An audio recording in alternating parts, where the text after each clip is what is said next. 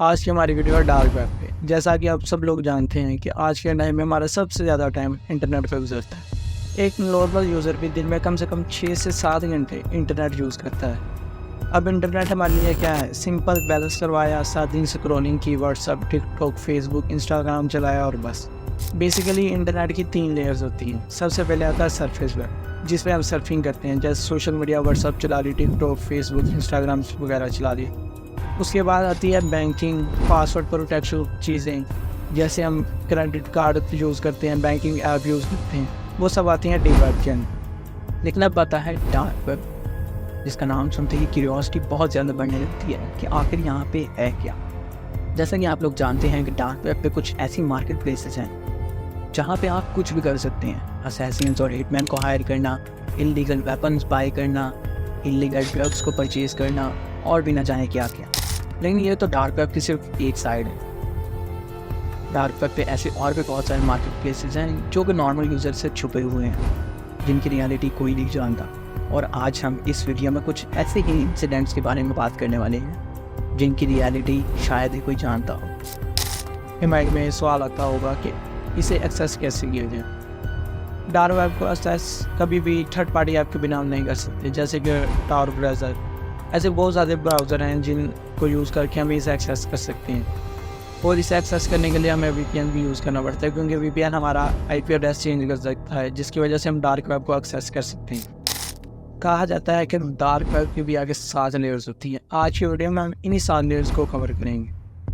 आज हम जाएंगे डार्क इंटरनेट के लास्ट पॉइंट तक, जिसे मारियाना वेब भी कहा जाता है। मारियाना वेब के बारे में हमारे माइंड में जितने भी कॉन्स्पिरेसी थ्योरीज हैं, जितने भी हमेशा हैं, आज की वीडियो में हम इन्हीं के बारे में डिस्कस करेंगे। जैसे डार्क वेब और सरफेस वेब के अंदर एक थिन लेयर होती है जो इन दोनों को आपस में मिलने नहीं देती। जैसे डार्क वेब से कुछ वीडियोस वायरल हुई थी सरफेस वेब पे, जिनमें से कुछ का नाम ये था 1 cup, 2 girls in 1 cup, coconut clove, spider 4 girls, finger paint, faceless lady.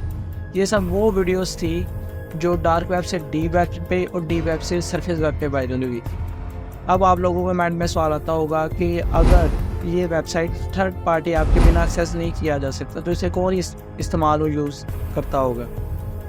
और आपको मैंने जैसे आगे बताया कि डार्क वेब को कैसे एक्सेस किया जाता है। हमारी पिछले रिसर्च के मुताबिक पाकिस्तान में तकरीबन 15 मिलियन एक्टिव VPN यूज़र हैं। पहला लेवल आप लोगों ने बताया है मारियाना वेब। अब हम बात करेंगे दूसरे लेवल की, जो कि है चार्टर वेब। चार्टर वेब के भी आगे 2 सब लेवल्स हैं। पहला है अपर चार्टर वेब और दूसरा है लोअर चार्टर वेब। अपर चार्टर वेब को हम tor ब्राउज़र के ज़रिए इजीली एक्सेस कर सकते हैं, जहाँ पे इलीगल वेपन्स, ह्यूमन ट्रैफिकिंग और बहुत सी चीज़ें की जाती हैं। अगर हम ब्लैक मार्केट की बात की जाए डार्क वेब की, तो बहुत सारी मार्केट प्लेसेस अवेलेबल हैं डार्क वेब पे, जिनमें से एक सिल्क रूट भी है। अब बात अगर डार्क वेब की मार्केट प्लेसेस की जाए, तो डार्क वेब के मार्केट प्लेसेस पे बहुत सारी ये चीज़ें होती हैं, जैसे कि फ़ेक पासपोर्ट्स बनवाना, फ़ेक ग्रेजुएशन डिग्री बनवाना, किसी इन्फो को बेचना, एट्सेट्रा। ये सारी चीज़ें यहाँ पॉसिबल। आगे बताए जाने वाली किसी भी बात या रेफरेंस को सर्च ना करें। सिल्क रोड और अल्फ़ाबेट डार्क वेब की सबसे बड़ी मार्केट्स जो बैन हो गई, लेकिन इन दोनों को बैन हो जाने के बाद डार्क वेब पे बहुत ज़्यादा मार्केट प्लेसेस आई, लेकिन इनमें से एक थी ड्रीम मार्केट। ये डार्क वेब की आज तक की सबसे लंबी और पॉपुलर मार्केट प्लेस रहा है 2013 से 2019 तक। इसके तकरीबन 4.5 लाख एक्टिव यूज़र और इसमें डेली तकरीबन बिलियंस ऑफ डॉलर की ट्रांजैक्शन की जाती थी। ये मार्केट सारे क्रिमिनल्स की फेवरेट डेस्टिनेशन बन चुकी थी, क्योंकि ये प्लेटफॉर्म स्टेबिलिटी के साथ साथ सिक्योरिटी भी प्रोवाइड करता था दोनों बायर्स को और सेलर्स को। अब अगर बात की जाए ड्रीम मार्केट की, तो ड्रीम मार्केट पे 57,000 से भी ज़्यादा ड्रग्स लिस्टेड थे। अगर आपको ये ज़्यादा लग रहे हैं तो आपको सुन के हैरानी होगी कि अल्फ़ाबेट, जो कि इससे भी बड़ा प्लेटफॉर्म था, उस पर 4 लाख से भी ज़्यादा ड्रग्स लिस्टेड थे। 4 लाख। डार्क वेब से अगर आप लोगों ने कोई इलीगल सर्विस लेनी है तो ज़्यादातर अल्फ़ाबेट और हंसा, जो कि एक मोहर मार्केट थी, इन दोनों को एक प्रेफर किया जाता था। जब ये वेबसाइट बहुत ज़्यादा पॉपुलर होने लगी तो एक ऑपरेशन चलाया गया जिसका नाम था एंटी मर्चेंट लॉ, जिसकी वजह से इन दोनों वेबसाइट्स को बैन कर दिया गया NSTC और FBI के थ्रू। बीआई ने इन दोनों वेबसाइट के मिलियन ऑफ बिटकॉइन को सीज किया था। आज तक इसकी एग्जैक्ट वैल्यू को कभी भी डिस्क्लोज नहीं की हुई। डार्क वेब के इलीगल ट्रेडर को इस वजह से बहुत बड़ा झटका लगा था, क्योंकि अल्फ़ाबेट सबसे बड़ा मार्केट प्लेस का और थर्ड लार्जेस्ट हंसावे था। यही रीज़न था कि ड्रीम मार्केट बहुत कम समय में बहुत ज़्यादा ग्रो कर गया था, क्योंकि इन दोनों वेबसाइट की क्लोज हो जाने के बाद लोगों ने माइग्रेट करना शुरू कर दिया ड्रीम मार्केट की तरफ, और इसी वजह से मिलियंस ऑफ डॉलर की ट्रेडिंग की गई थ्रू इलीगल एक्टिविटीज़। इसके बाद ड्रीम मार्केट ने अपना एग्जिट अनाउंस कर दिया और सबका पैसा लेके सब कुछ छोड़ छाड़ के भाग गए। ऐसे के एग्जिट स्कैम से ड्रीम मार्केट के अलावा बहुत सारे और बड़ी बड़ी मार्केट प्लेसेस ने भी की हैं, लेकिन ऐसे के स्कैम्स की कोई भी कंप्लेंट नहीं की जाती, क्योंकि ये डार्क वेब पर किए जाते और लोग इन्हीं स्कैम्स की वजह से रोज़ाना की बुनियाद पर मिलियंस ऑफ बिटकॉइंस गवा देते हैं। बहुत से लोग डार्क वेब पे अपनी छोटे छोटे मार्केट प्लेस क्रिएट करते हैं और उन पर लोगों का रिव्यू डलवाते हैं, और बाद में जब लोगों को उनकी वेबसाइट पे यकीन आना शुरू हो जाता है तो लोग उनकी वेबसाइट पे ट्रेड करना शुरू कर देते हैं। जब काफ़ी सारे बहुत ज़्यादा लोग उन पर ट्रेड करते हैं तो वो अपना एग्जैक्ट अनाउंस करके भाग जाती हैं। कुछ वेबसाइट ऑपरेशन इलीगल अथॉरिटीज़ की भी होती हैं, जो जिन पर ट्रेड करने से लोग अरेस्ट हो जाते हैं और बाद में उनकी वेबसाइट को बैन कर दिया जाता है। इसी वजह से बहुत सारे जो लीगल वेबसाइट हैं जिन पर ट्रेड होता है उनके साथ बहुत ज़्यादा डीमीज वेबसाइट भी बनाई जाती हैं, जिनकी वजह से लोगों को बहुत ज़्यादा मसला होता है जो वो जज कर सकें, वो देख सकें कि कौन सी वेबसाइट रियल है और कौन सी वेबसाइट फेक है। अब यहाँ से आगे हम जितने भी लेयर्स के बारे में डिस्कस करने जा रहे हैं उनका आज तक कोई रियल एविडेंस नहीं मिला कि वो एक्चुअली में एग्जिस्ट करती हैं भी कि नहीं। अब एक पॉइंट और डीपर जाते हैं, मतलब अपर चार्टर वेब से लोअर चार्टर वेब की तरफ बढ़ते हैं। अब लोअर चार्टर वेब को एक्सेस करने के लिए एक हार्डवेयर मॉडिफिकेशन की ज़रूरत पड़ती है, जिसे CSS या क्लोज्ड शेल सिस्टम के नाम से भी जाना जाता है। अब CSS को इसलिए यूज़ किया जाता है कि उनके इसमें बहुत ज़्यादा हाई लेवल सिक्योरिटी होती है, जिसकी वजह से ना तो इसे कोई इलीगल एक्सेस कर सकता है और ना ही कोई एक्सटर्नल सोर्सेज के ज़रिए इसे मॉडिफाई किया जा सकता है। बेसिकली ये कंप्यूटर सिस्टम किसी भी एक्सटर्नल इंटरनेट से इंटरकनेक्ट नहीं होता, और इसीलिए कहा जाता है कि बहुत सारी नेशन की गवर्नमेंट अपने सीक्रेट्स अपनी फ़ाइल इसी के ज़रिए शेयर करती हैं। और ये भी कहा जाता है कि law of 13, experiment on proof of world war 3, Atlantic ocean, ये सब की इंफॉर्मेशन कहीं ना कहीं इस पर पड़ी है, और बहुत सारे एजेंसी के सीक्रेट्स भी यहाँ पर पड़े हैं। और इसी पर कहीं ना कहीं क्वांटम कंप्यूटर का एक एलिमेंट पड़ा है, जिसके एक्सपेरिमेंट और उसकी फाइल्स वगैरह भी कहीं ना कहीं लोअर चार्टर वेब पर पड़ी। और इसी वीडियो में आगे चलकर हम क्वांटम कंप्यूटर के बारे में बात करेंगे। लोअर चार्टर वेब से रिलेटेड आपको बहुत सारी वीडियोस मिल जाएंगी यूट्यूब पे। इसी तरह मारियाना वेब की अगर बात करें तो मारियाना वेब से रिलेटेड भी बहुत सारे मिथ्स और इन्फॉर्मेशन इंटरनेट पर सर्च करती रहती हैं, जिनमें से कुछ कॉन्स्पिरेसी थ्योरीज तो ये कहती हैं कि मारियाना वेब अर्बन लेजेंड्स का घर है। एक और कॉन्स्पिरेसी थ्योरी है जो बहुत ज़्यादा माइंड ब्लोइंग है, जो कि कहती है कि जो सी मारियाना वेब है वो एक AI हैंडल कर रहा है, मतलब एक ऐसा AI जिसके अंदर बहुत हाई इमोशंस हैं और वो ह्यूमन फीलिंग्स को अंडरस्टैंड कर सकता है। लेकिन आज तक इन सारी बातों का कोई रियल एविडेंस नहीं मिला कि ये वाकई में एग्जिस्ट करती भी हैं कि नहीं। बेसिकली मारियाना वेब नाम लिया गया है मारियाना ट्रेंच।